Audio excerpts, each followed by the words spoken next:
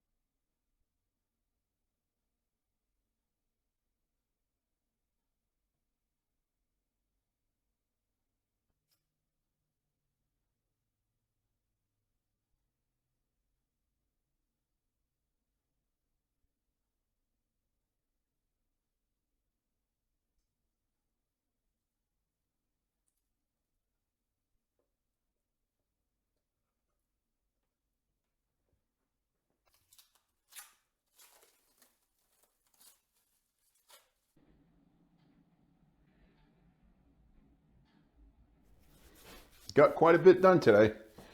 Accomplished everything I wanted to do. Bike looks good, doesn't it? The bag guards are both on, or supports, whichever you want to call them. The rear fender is all bolted up, torqued down. I had to mess around with this a little bit. It was not lining up correctly at all. I was having an issue with this side being higher or closer to the light than this side here. I got it lined up, I think, pretty good on both sides. So I think it looks okay the way it is. I'm not going to be able to get it perfect. You got to remember, this bike's a 2004. It's done a lot of rocking and rolling, or shaking and vibrating. So it's not perfect, but I believe it's close enough. What do you guys think? Let me know in the comments below. The outer fairing is done. Super happy with how it turned out. Got the new seals, new windshield seal up top, and the console came out just as good. Can't show you the console again because I wrapped it up in craft paper so it doesn't get scratched. The LED light, that's an aftermarket light, and I know a lot of you are going to be like, what the hell are you doing? I mean, I'm not going to say it was super cheap, but it was cheap enough, and I think it looks really good. The only thing with those is you got to figure out the wiring because it doesn't come with directions. So I figured out the wiring first. I snipped the old plug from the old housing, and I was able to solder everything in, and it should be good to go. It works, I know that, I tested it. The old housing was cracked, and it wasn't LED. I had an LED bulb in there, but I wanted to upgrade to just straight LEDs because they look, much better. So it was either I went with Harley Davidson for $100 some, or I tried this out. We'll see how good it looks on the bike when I get to that point and put it on there. So that's all I got. If you want to go on to the next video, if it's posted, it'll be on your top right-hand corner. And you all ride safe, stay blessed. Bye.